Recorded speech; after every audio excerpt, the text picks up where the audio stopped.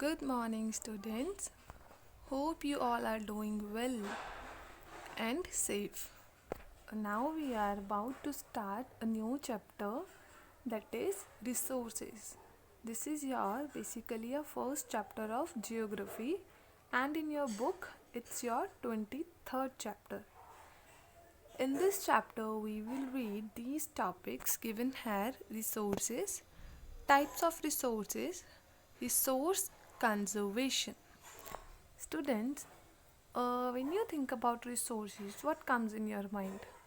Just think a little bit on this, okay? Further, we will study this out. Here in the first page, you are given a news of 2012 2012 की news दे रखी है, जिसमें बता रखा है, मैं आपको ऊपर से बता देती हूँ कि ये एस्टीमेट लगाया है यूनाइटेड नेशंस ने कि जो वर्ल्ड की पॉपुलेशन है it will reach 9 billion by the year 2050। 9 billion हो जाएगी 2050 तक जो वर्ल्ड की पॉपुलेशन है। As the population increases the demand for the dwelling, जो कम हो रहे हैं, ड्विल्डिंग मतलब कम होते जा रहे हैं, डिमांड है जो कम होते नेचुरल रिसोर्सेज की, वो क्या हो जाएगी, बढ़ जाएगी। जितने लोग होंगे उतना यूज़ होगा रिसोर्सेज का, है ना। We have to find our course towards a world that can live with one planet. तो हमें कुछ ऐसा सोचना होगा, करना होगा कि सारे मिलके एक प्लानट पे अच्छे से रह सकें। Here we are given a conversation between the students कि कितने ही पार्ट्स हैं वर्ल्ड के ऊपर जहाँ पे जगह जगह पे लोग सेटल हैं, है ना। मतलब लिमिटेड हैं जो रिसोर्सेज हैं हमारे पास यूज़ करने के लिए। तो उनमें से एक पूछते हैं कि that should we stop using the things, कि हमें रिसोर्सेज यूज़ करने बंद कर देने चाहिए। तो अदर रिप्लाइड नो, भी हमें उस चीज़ में बैलेंस ढूंढना होगा कि कितने हमारे पास अवेलेबल हैं, उसके अकॉर्डिंग हमें कंजम्पशन शुरू करनी होगी। Let's come to the first point, that is resources. Here we will read there are many things around us which we use. बहुत सारी चीज़ें हैं हमारे आसपास जिनको हम यूज़ करते हैं। The land on which we live, land जिसके ऊपर हम रह रहे हैं।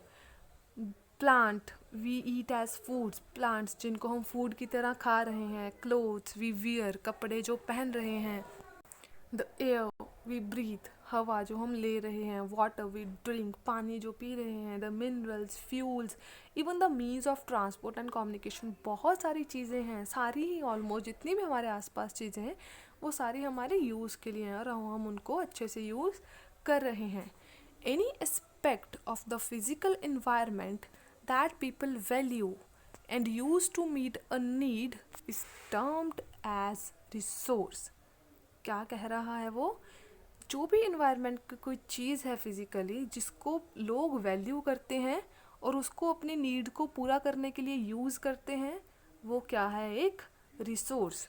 Here in a circle you can see we are given examples also, resources from nature। हमें नेचर से क्या क्या मिल रहा है।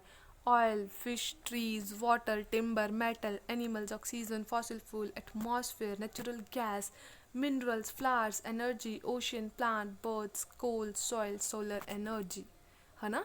जो हमें सूरज से मिलती है, दैट इज वो हम यूज़ करते हैं सोलर एनर्जी की फॉर्म में।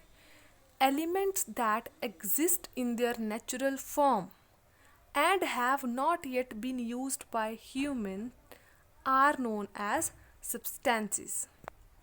ऐसे एलिमेंट्स जो नेचर में हैं लेकिन वो ह्यूमन के द्वारा यूज़ नहीं किए जा रहे क्योंकि हमें उसकी इतनी ज़रूरत है भी नहीं और लगता ही नहीं है इसकी कोई नीड है, वो क्या चीज़ है, सब्सटेंसेस कहलाएंगी। ठीक है। When with the help of technical knowledge and skill these substances are used to satisfy human needs, they become resource। यहाँ पे ध्यान से सुनना, सब्सटेंसेस क्या हैं, जो हमें नेचर में ऐसे ही चीज़ें मिल जाती हैं, नेचर के द्वारा मिल जाती हैं। अगर हम उनका टेक्नोलॉजी की हेल्प से, अपनी स्किल की हेल्प से, दिमाग की हेल्प से, हाँ इससे क्या हो सकता है, उसको यूज़ में ले आएँ, उसको अपने फ़ायदे के लिए यूज़ में ले आएँ, तो वो क्या बन जाते हैं, रिसोर्सेज। ठीक है। सब्सटेंसेस रिसोर्सेज कब बनते हैं, जब हम उसको उसका फ़ायदा देख के कि उससे हमें क्या मिल सकता है, उसकी वैल्यू क्या है ना, तो वो रिसोर्सेज बन जाते हैं। For example The sun has been a source of light and energy since time immemorial. Immemorial means very old. जो सन है वो हमारे लिए किसका सोर्स है? लाइट एंड एनर्जी का, और ये बहुत ही पुराना है. But its light and energy became resource only when we started using them for generating electricity, cooking and so on. पर ये लाइट एंड एनर्जी हमारे लिए कब रिसोर्स बनती है?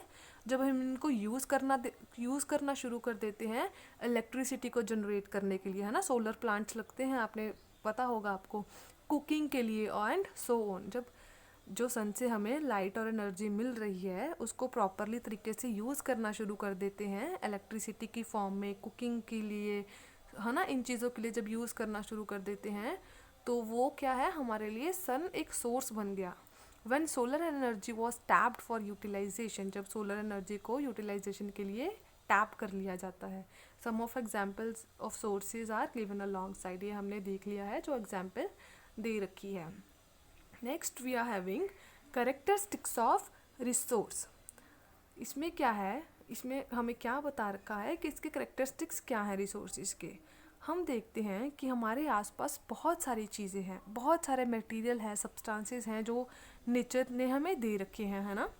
बट उसमें से कुछ चीज़ें हैं जिनकी इकोनॉमिक वैल्यू है. इकोनॉमिक वैल्यू मतलब वो चीज़ों का रेट है, दाम है, उन चीज़ों के प्राइसेस हैं, कॉस्ट है, सॉरी, ठीक है, उन चीज़ों की कॉस्ट है. For example minerals like coal, mica, silver, gold भी लगा लो. इन चीज़ों की इकोनॉमिक वैल्यू है ना, कितने महंगी है ये चीज़ें, चाहे सस्ती हैं चाहे महंगी है, वैल्यू तो है कुछ ना कुछ. Because they can be sold for a price, क्योंकि इनको पैसों बेचा जा सकता है पैसे लेके, है ना. Used in the manufacture of various things, बहुत सारी चीज़ें बनाने के लिए भी यूज़ होते हैं, जैसे सिल्वर से ज्वेलरी बनती है, गोल्ड से भी, है ना. On the other hand, a beautiful landscape may not have any economic value. कहीं पे हम कोई वैली में जाते हैं, कोई मतलब ऐसे एरिया में जाते हैं, ब्यूटीफुल लैंडस्केप है, पहाड़ों वाली जगह पे जा रहे हैं, वो भी तो नेचर का ही दिया हुआ है, लेकिन उसकी कोई इकोनॉमिक वैल्यू है नहीं. But will have some aesthetic value और अपील. पर उन चीज़ों से हमें क्या है, इंटरनली सुकून मिलता है, एस्थेटिक भावनाओं से जुड़ी हुई चीज़ें हैं ऐसी.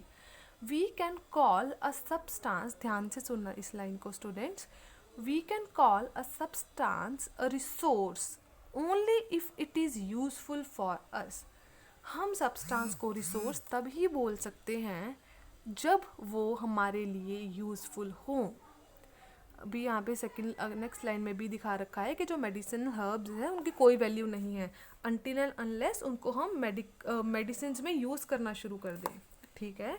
Here we are given characteristics in second last line. The characteristics of usability, value, time and technology transform any substance into a resource. These four characteristics are like the four pieces of puzzle. When we put together, they transform a substance into a resource. ये जो चार characteristics हैं आपके resource के कौन कौन से, usability, value, time and technology, ये एक तरह से पज़ल के पीस हैं. जब हम चारों को अच्छे तरीके से फॉर्म में ले आएँ, पज़ल को सॉल्व कर दें, तो हम किसी भी सब्सटेंस को रिसोर्स में चेंज कर सकते हैं. Let's see further. Here we can see in a picture that in a centre we are given a substance, ठीक है. उसके ये चार करेक्टरिस्टिक्स हैं किसके, रिसोर्सेज के, मतलब कैसे रिसोर्स बना सकते हैं. First is usability. इसमें क्या बता रखा है स्टूडेंट्स कि जो इम्पोर्टेंस है रिसोर्सेज की वो वेरी करती है एक पर्सन से दूसरे पर्सन. एग्जाम्पल बहुत अच्छी दे रखी है. A dictionary is an important resource for a student. आप लोगों के लिए डिक्शनरी बहुत मायने रखती है ना.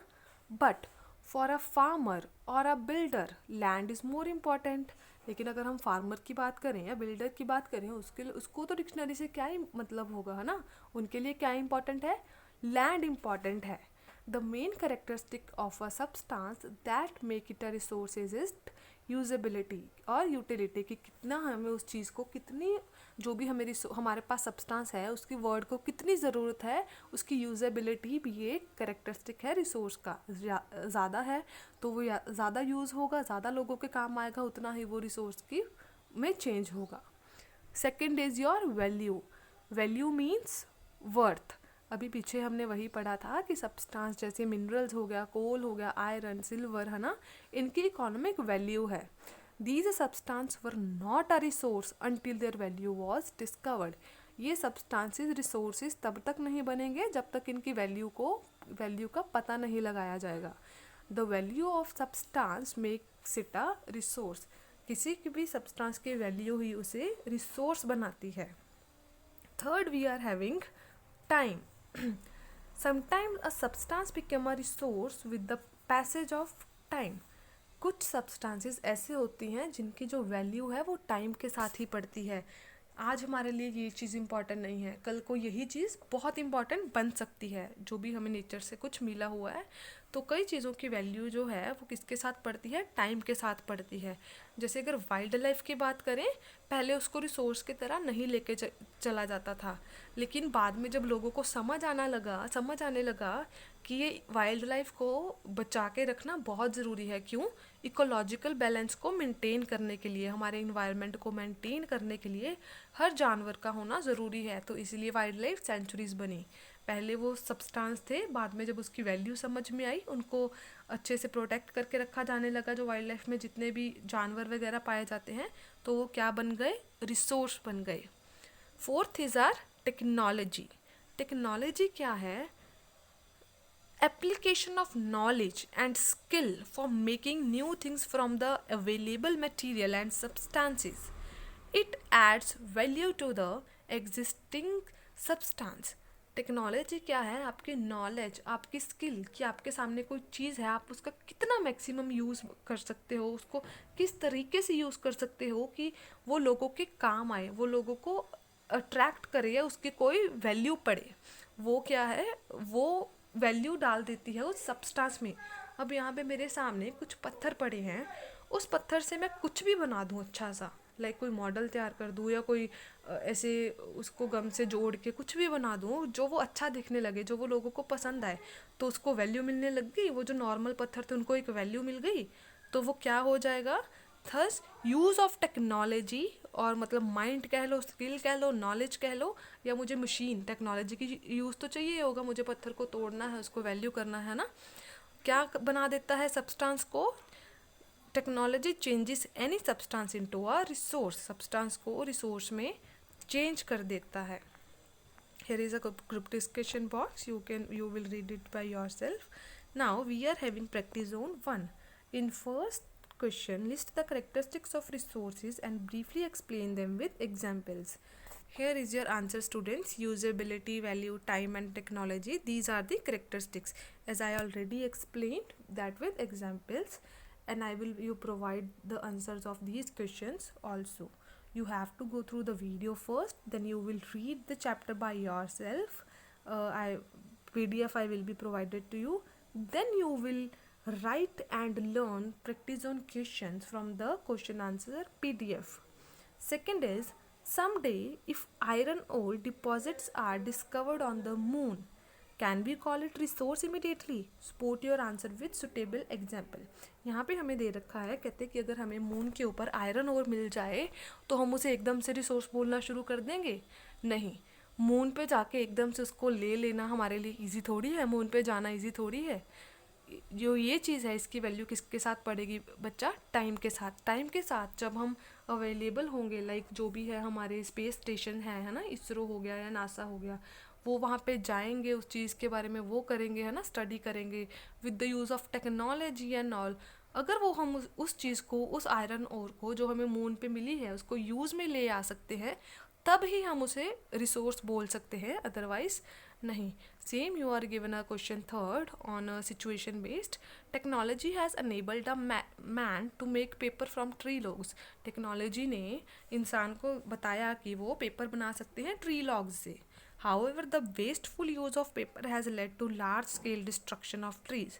How can technology now be used to save paper? यहाँ पे बोल रखा है टेक्नोलॉजी ने जो है वो मतलब ये तो सिखा दिया पर्सन को कि हाँ तुम पेड़ से पेजेस बना सकते हो, लेकिन जो ये पेजेस के चक्कर में जो वो है इन्वायरमेंट है वो तो डिस्ट्रक्ट हो रहा है, कितने ट्रीज काटने पड़ते हैं पेजेस के लिए, है ना। तो टेक्नोलॉजी की ही हेल्प से हम पेपर को कैसे बचा सकते हैं, ट्रीज को कैसे बचा सकते हैं। Obviously the thing we are doing now, online study, है ना, कि सब कुछ ऑनलाइन तरीके से टेक्नोलॉजी की हेल्प से सब कुछ ऑनलाइन प्रोवाइड करवा दिया जाए तो पेपर तो खुद ही बचेंगे, है ना बच्चा। तो any answer you can write by yourself और you can see it from your PDF. Thank you so much. In next lecture we will continue the chapter. Thank you. Till then, stay safe, stay home.